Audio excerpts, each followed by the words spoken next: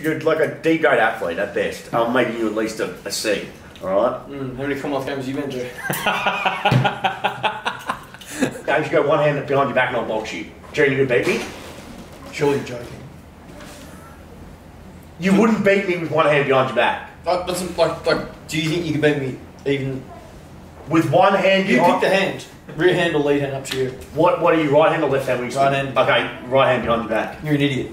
Why would you not let me? I'm letting you. G'day guys, welcome to episode 24 of Ask Woodford. I'm your host as always, Christian Woodford. Alongside me I have Jarrad K. Why'd you move that in front? So you can see it. Okay, fair enough. Oh, you can see it now. Very good. And Junior Wood. As always, my co-host Jarrad K.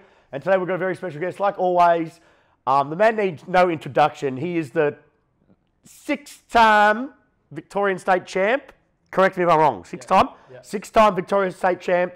Two-time Australian Champion. Okay, sorry. Three-time Australian Champion. He went to Worlds last year. I've known him since he was 16 or 15? 16. Oh, it's been a long time, man. 16. We had some great times. And he has qualified for the 75 kilo division amateurs at the Commonwealth Games in the Gold Coast this year. Campbell Somerville, welcome to the show. Ask Woodfords. You need to get 5 times something, so you can just do Booker T 5 times.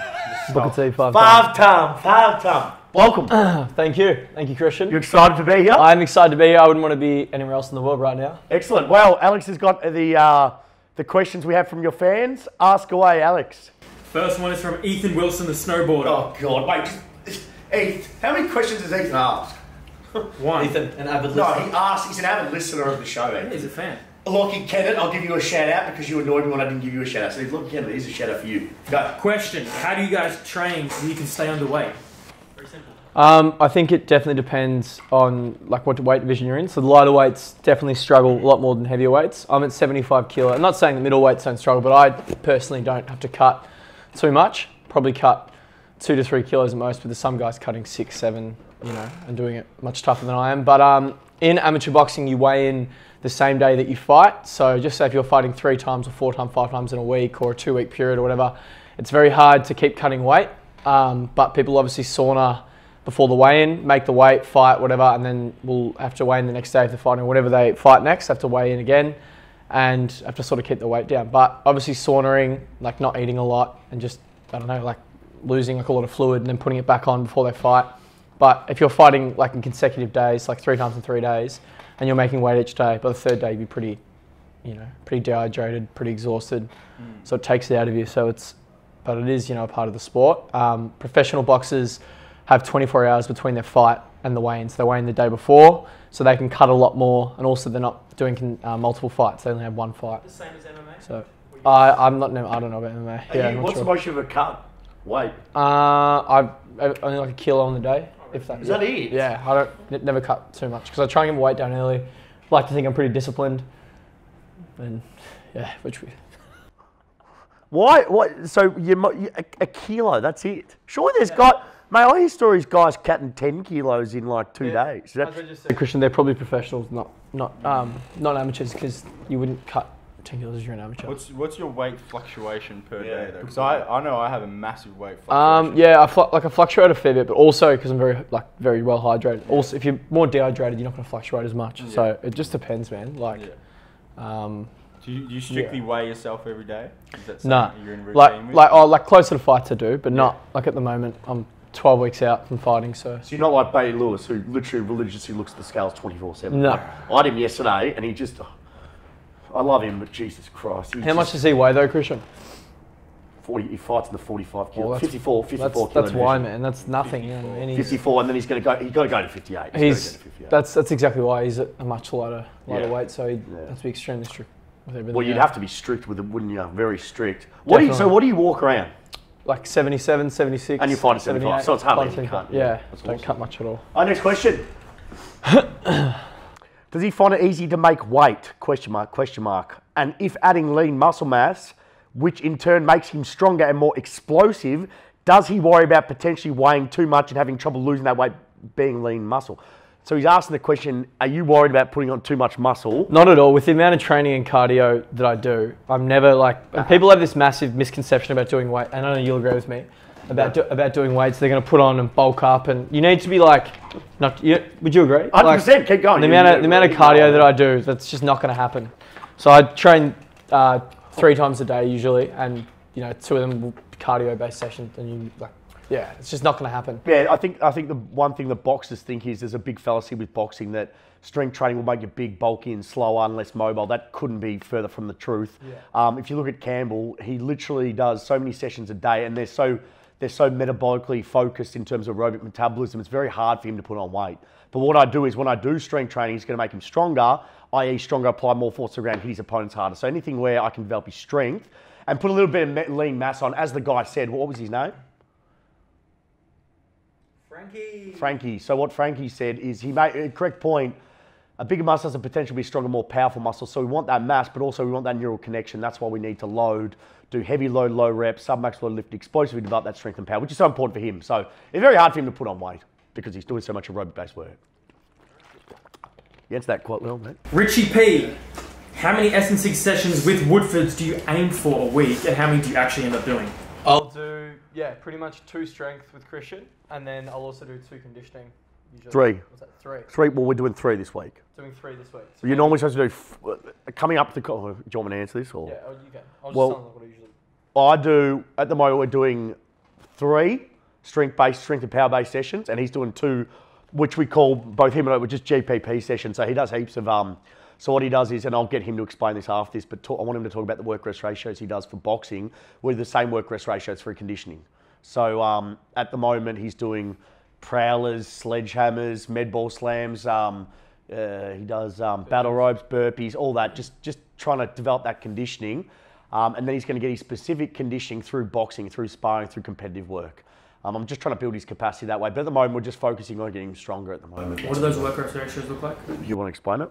So obviously I fight 3-minute rounds and with 1-minute rest. So that's pretty much what I do in the gym. In the past, I've done 5-minute rounds. Like I'll do 20 seconds on, 10 seconds rest. But at the moment, I'll just do hard up 3 minutes, little minute rest to sort of emulate the specific work rest ratio of your sport. Yeah, but in the past, we've done longer rounds, but with more rest in between. But I think it is better just going, I don't know.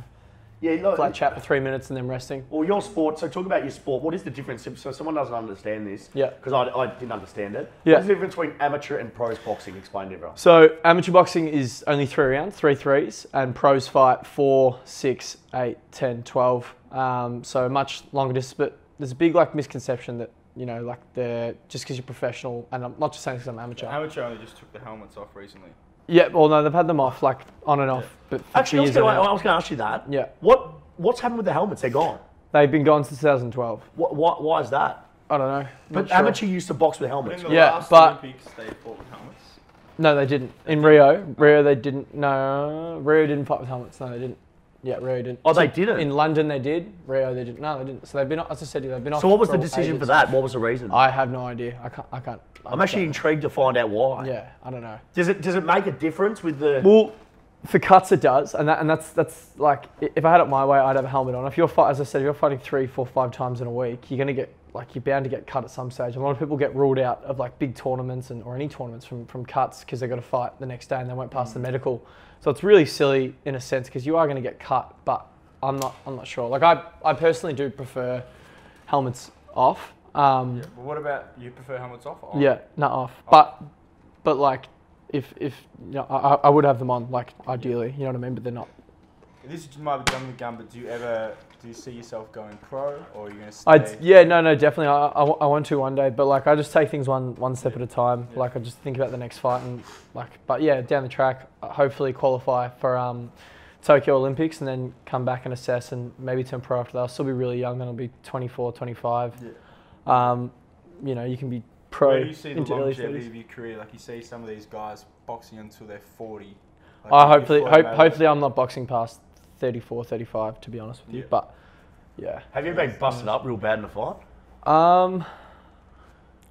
Yeah, I'd say so. When you fought on the world stage? No, I fought the silver medalist from last year's World Championships, and I was really happy with how I went. You just lost. Yeah, it was a relatively close fight. I can give people a link or whatever if they want to watch it. But in my head before I went into the fight, I thought he was much better than he actually was. I sort of gave him too much respect. But until I'd been on that world stage at that level, the World Championships, I couldn't have really made that assessment. So he won silver at World Champs. Yeah, he made the final. Yeah, so that's given me a lot of confidence going to the Commonwealth Games, and so in terms of taking a lot away from that. In terms of your going back to this question, you're training here. I see you here quite often. You're training here, let's say 4 to 5 times a week. Yep. And how many boxing skill-based sessions do you have, and how many boxing conditioning-based sessions do you have per week? I'd probably, I'd have no idea. Like I usually do, I'll try and do 2 boxing sessions a day, or at least 1. Yeah. Like just depends. But yeah, usually I'll do 2 boxing sessions a day. Then I'll add in like a strength or a conditioning, a running. Sometimes and do you need more. to be doing something every day, or do you have a specific rest day? Where Yeah, have Sunday off. Yeah, Sunday off. Sundays off.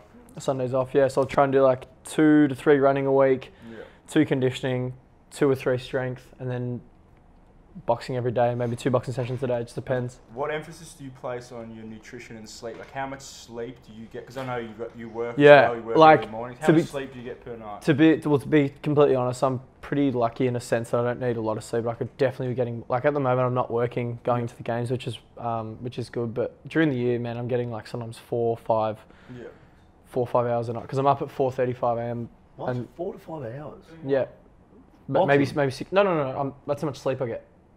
Oh, 4 hours? Yeah, sometimes 4 hours. Serious question about that. Do you feel tired next day? Oh, you do feel it. But like I don't need, I'm usually fine on 5 hours sleep, sometimes 6 hours. But like I might get home at like 9 p.m, 9:30, and then by the time I have dinner and everything, like, you know what I mean? Unwind, I'll be in bed and get to sleep. And I'm up at 4:30 or 5 in the morning, 5:30. But I'm not working at the moment, so it's good. I'm resting heaps and And what about with your nutrition? Like, how do you go about fueling yourself? Do you eat specific food? Don't eat anything like I just try and eat healthy. But like, what does that mean to you though? What do you mean by that? Like everyone has a different definition of healthy. Like, what does eating healthy mean to you? I just like I don't like cut out carbs or anything, or eat certain fats or just generic diet. I obviously have a lot of carbs because I'm burning a lot, but obviously the idea behind what we're trying to gather here is that your training frequency and your probably training volume is crazy high. Like I've trained a few boxers as well, and I've been down there and trained with you and see how guys who are down there train. It's high intensity the whole time. Like sleep and nutrition's got to be a major part of helping your success. Definitely, yeah. I think sleep for me is a bit of a problem. Like at the Nationals, I had about, like to be honest with you, it was around 10 hours sleep in 3 days. When I just, like, I'll explain to you. So I was fighting in the evening session, that's when the men were on, and I was finding it really hard to like unwind after fights. Like the amount of like, how do I explain this? The amount of like emotion and like adrenaline, sympathetic nervous system stimulation. You go through when you fight, and then like to unwind after, because it was a night time, you go, like I get back to the accommodation at like 9 p.m. or something, and then you'd be up at like 5 a.m. to check your weight, then you'd have to go to weigh-in.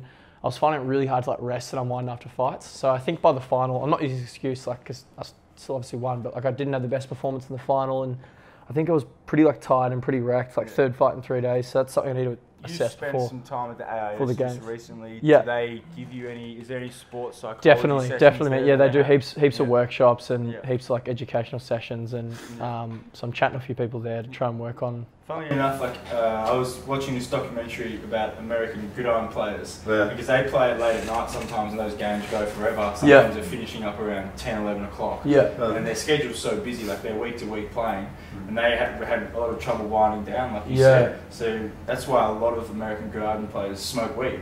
And what? Is that why? Back in the past, they were getting done for smoking marijuana because that would settle them down and they could go to sleep and get a good night's sleep. Otherwise, imagine how jacked you are playing NFL. Like those guys, it's just a pure adrenaline-based sport. Really, it'd be the same with boxing, pure adrenaline. I know the feel sport.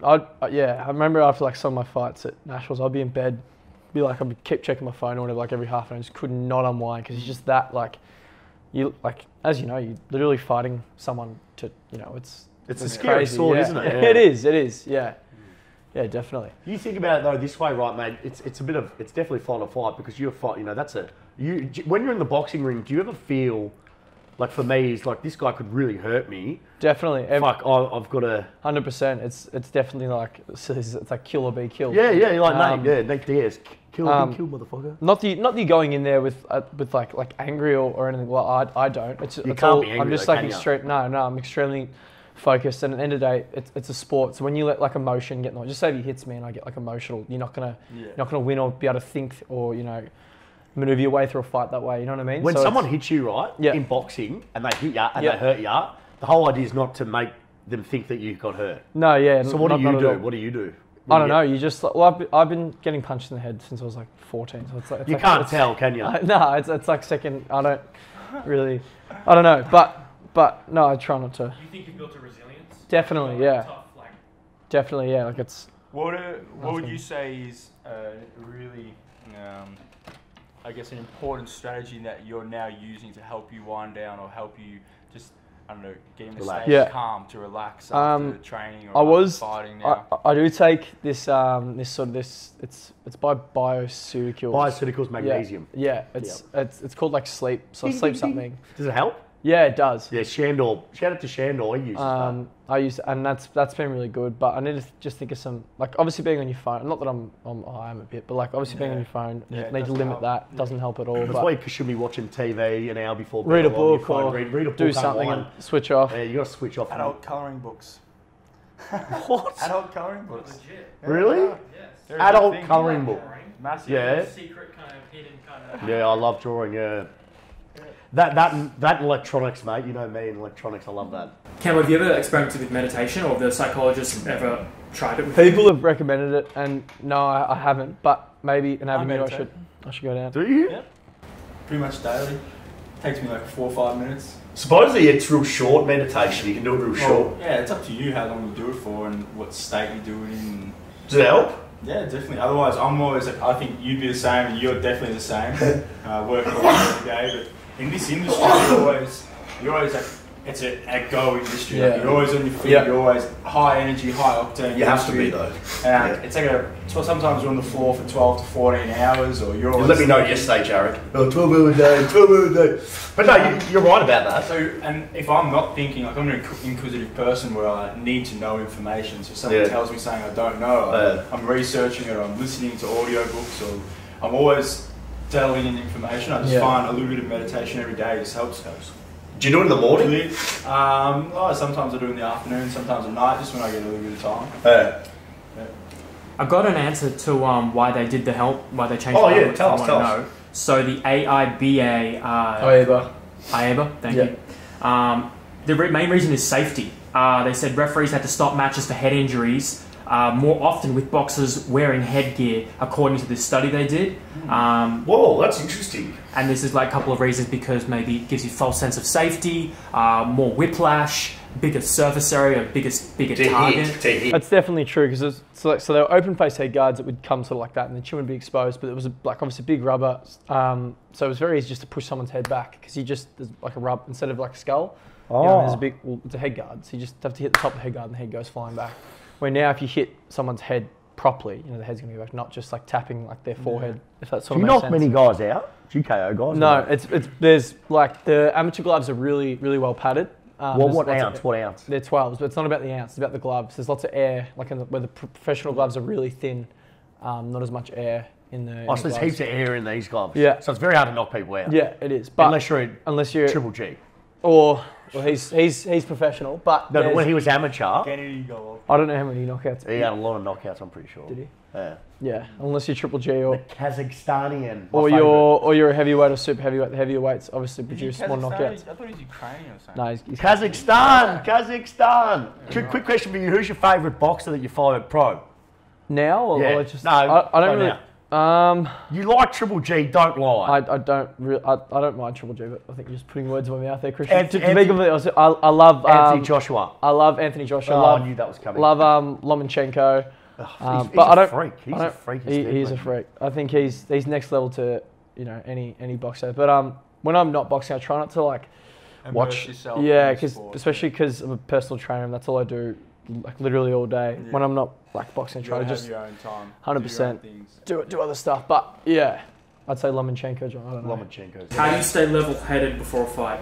I think like trying to be as positive as possible. But my biggest thing that I always say to myself is like, and my coaches always said to me, is to accept how you feel. And like I've had 65 fights now, state, national, international. So I've done it a while. But yeah, what's your record? Got it on my phone. How do you not know your record? I don't know my record, man. It's like, I don't know. I know he knows it. You're just going back to. What am I going to type in to look it up? Once, I'll have it here. I've had 46 wins out of 65. Pretty good. Fights. Yeah. 69, 70%.